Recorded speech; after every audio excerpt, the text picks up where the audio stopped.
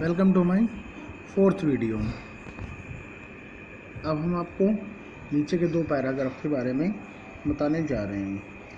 Yudhishthir proceeded in the direction his brothers had taken and kept on walking through the track full of wild bears and spotted deers and big forest birds till he came upon a beautiful green meadow around a pool clean of water.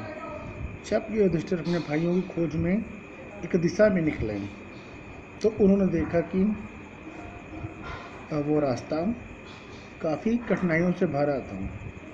उस रास्ते पर, उस मार्ग पर बड़े बड़े भालू और हिरन और बड़े बड़े जंगली पक्षी भी वहाँ पर दिख रहे थे।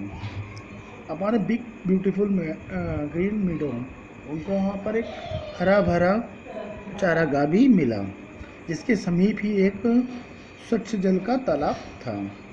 But when he saw his brothers lying there like flag poles, परंतु जब उन्होंने अपने भाइयों को तालाब के किनारे एक ध्वज दंड की तरह पड़ा हुआ देखा,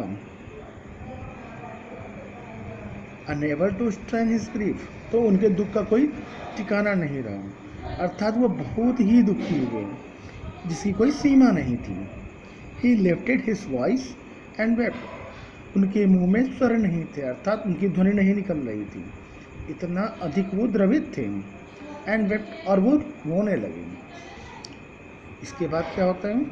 ही touch the face of Bhim and Arjun, जैसे ही उन्होंने भीम और अर्जुन का चेहरा स्पर्श किया, एज दे ले so still silent and non, वो तुरंत उन्हें उनका चेहरा शांत और दिखाई दे रहा था, जिससे वे और दुखी हो गए। Was this to be the end of all over woes, क्या ये सभी प्रतिज्ञाओं का या जीने मरने का जो कस्में खाई गई थी, क्या ये उनका अंत था?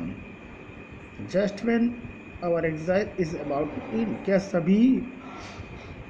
क्या समस्त भावों का अंत हो चुका था?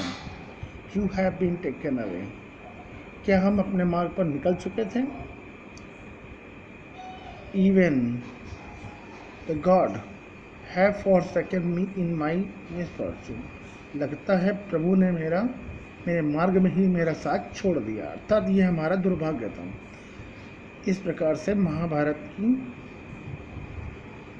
घटना के बारे में यहाँ पर अच्छा खासा वर्णन किया गया है। अब मैं आपको अगले वीडियो में अगले कार्य दिवस पर इस पाठ के समस्त सारांश का वर्णन करूँगा।